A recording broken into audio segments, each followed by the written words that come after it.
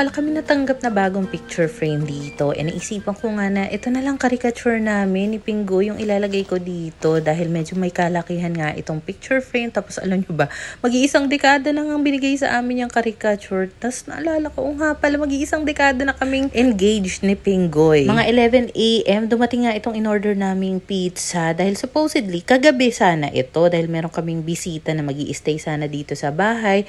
Last minute nag-cancel sila. So sabi ko, i-reschedule na lang po yung delivery ng pizza kinabukasan. Finally, at mapapalitan na rin itong gripo namin sa CR kasi ilang buwan nang sira talaga yung pinaka itong stick na pihitan niya, nasira daw ni Pinky. Okay lang naman sa amin, it's just that nagka-crack na rin yung pihitan mismo. So every time bubuksan, sasara namin yung gripo. Nakakasugat sa kamay. So ayan nga, meron tayong free product sample. Tignan mo naman yung pagkakaset up ni Pinggoy. Baliko naman. So dahil yan na talagang kinaya ng powers ni Pinggoy, ayan na to the rescue naman yung landlord namin at naiayos niya na rin yung mismong gripo. So sa shower, okay naman siya. Marami pa rin siyang option ng buga. Tapos, yung mismong gripo niya, ayan at pantay na nga diretso na sa balde. O, diba? At saka, dati kasi yung luma nga namin, medyo nanggigitata na siya, namumuti, naninilaw. And sabi kasi nila, dapat daw nilalagyan ng baby oil, yung ganito, para ma-maintain na yung pagkaitim. Hindi ko naman ginagawa, kaya kasalanan ko rin talaga. Kaya naman eto at nagpalit na nga ako. Yung link nitong shower set na ito ha, ilalagay ko na lang sa comment section pero nasa showcase ko rin yan. Meron pala ako dito natanggap na bagong electric fan and this is from Astron. Alam nyo ba, yung TV namin dito sa sala, ang brand niya ay Astron din. Nabili namin siya siguro about a month pagkalipat namin dito sa apartment.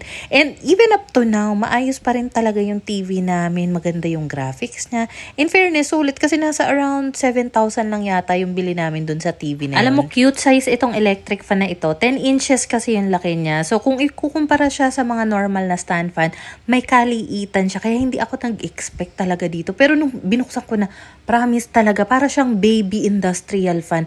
Ang lakas niya. Lalo na kapag naka number 3. Pero kahit number 1, malakas na talaga. Tapos ganyan lang siya kaliit. O, diba? Napaka-space saver. Kaya alam mo, nung nakatanggap nga ako ng ganito offer, tuwang-tuwa talaga ako. Alam mo kung bakit?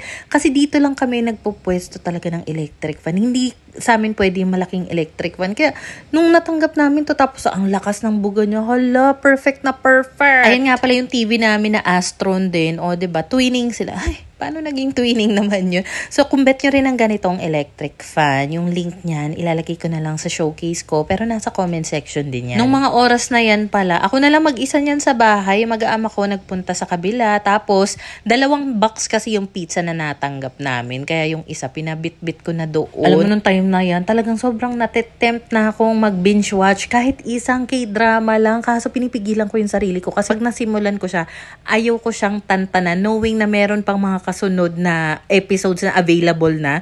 Nakakaloka. So sabi ko ay hindi na muna. Kasi ang dami ko pang nakapending na trabaho. Eto nga pala at binuksan ko na rin yung pangalawang dust mite vacuum ko from YouWant. And usually talaga naka-double boxing sila. Kaya sobrang secured ng packaging ng product sa loob.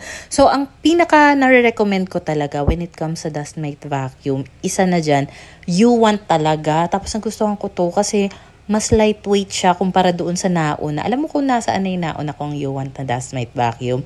There was a time na nagipit. Ito na naman tayo. Nagipit kami. Sabi ko, ano ba yung pwede ko ditong ma-let go? Sakto nung time na yun, dalawa pa yung vacuum ko. Tapos, di pinost ko siya. Yung kuya ko, kailangan din daw pala nila, sabi ng sister-in-law ko.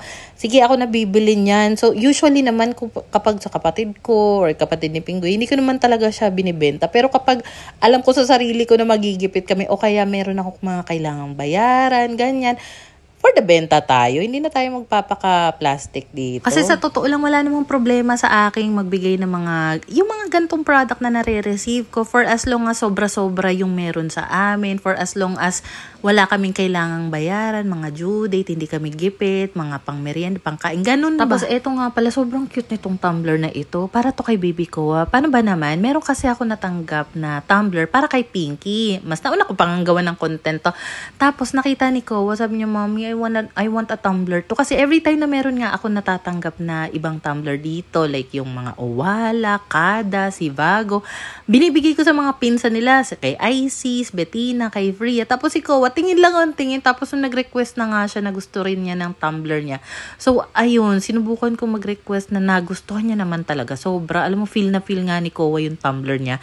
Kahit pupunta sa kabila, gusto niya hawak-hawak niya talaga yung tumbler niya. Ilang araw na rin pala dito nakatambay itong pinakamalaking product nga na natanggap ko. Kaso hindi ko siya ma-assemble kasi walang screw. Midnight na to, midnight snack namin. Palaman lang nitong tinapay ay cheese whiz. Weekend yan, kaya okay lang na magpuyat ang batang. So yan nga pala malaking product na yan. Rocking chair yan, yung modern style na rocking chair. Bala ko talaga yung dalhin or ibigay doon sa kabilang bahay para sa sala nila. Kaso wala ngang screw. So nakipag-coordinate muna ako sa seller. And sa totoo lang, dahil nga sa araw-araw na nakakatanggap ako ng free product sample, talagang normal na minsan, kulang-kulang yung ibang mga parts na naipapadala ni seller. At hindi naman maiiwasan yun. Wala rin naman akong problema doon, especially lalo na kapag yung seller ay very cooperative. Nung time na to, mahimbing na yung tulog ni Baby Kowa at ni Pinggoy. So eto, at nagtupi-tupi na nga ako. Ayoko kasi nagtutupi pag andito yung mga bagets. Kasi alam mo na, alam ko talagang mayain ko talaga yung pagsasaway sa kanila para hindi magulo yung mga pinagtutupi ko. Then nung nilabas ko nga itong mga hanger na to, nakita kong tulog na pala si Ate Pinky dito. Kaya naman pala hindi na maingay kasi usually talaga kapag nanonood yan, maingay yan. Madaldal kasi talaga. Kaya naman ililipat ko na nga rin siya sa kwarto. And alam mo, minsan nagugulat nga ako na parang, hala, ang laki na agad ng panganay ko. Na parang kailan lang, ang liit-liit lang nito. Tapos ngayon, ang haba na ng katawan. Alam mo, sa totoo lang, kahit napakahirap ng motherhood, yung pinagdaanan ko para dito sa dalawang anak ko, I'm so thankful na binihiyaan ako ni Lord ng dalawang anak. Tapos ang gustuhan ko rin talaga na hindi ganun kalayo. Ngayon ko na-appreciate na hindi ganun kalayo yung age gap nila. Kasi nagkakasundo sila, kalaro nila yung isa't isa, best friend nila yung isa't isa, kahit at the same time, kaaway nila palagi yung isa't isa. Alam mo yun? And wala rin talaga akong pinagsisihan na after nga kay Kowa, nagpalaygate na ako kasi feeling ko hindi nakakayanin ng mental health ko talaga na magdagdag pa ng isa. Anyway, eto nga pala mga damitan namin na sa isang hilera na nga lang siya, meron ako nabasa na mas better daw na ganito yung itsura ng pwesto ng mga damitan namin. Alam mo, meron lang isang bagay na hindi namin magawa dito dahil dyan sa ganyan setup.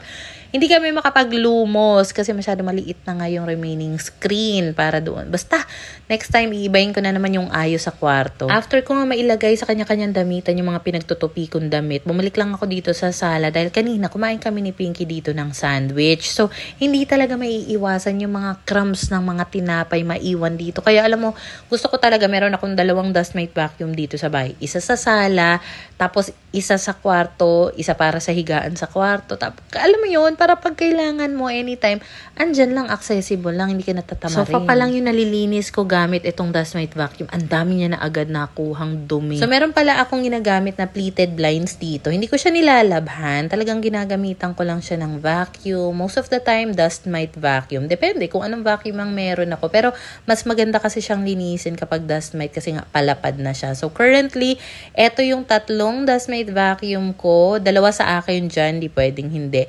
Then, ito namang nasa gitna kasi ibibigay namin ito sa isang kapatid ni Pinggoy kasi kailangan niya to. And pasensya na nga pala kung hindi ako makareply isa-isa sa mga nagko-comment, nagpa-private message sa akin kung paano maging affiliate, paano magsimula kasi sobrang busy lang talaga. Pero marami naman ng tutorial sa Black app, sa Blue app, sa Red app kung paano mag-start maging affiliate. Ilan din sa mga nababasa ko, nahihiya daw sila na mag-vlog, gumawa ng content. Alam mo, ganyan din yung nararamdaman ko. Pero pag nakikita ko nga yung mga gamit na meron ako dito kasi udang ganyan yan kagulo.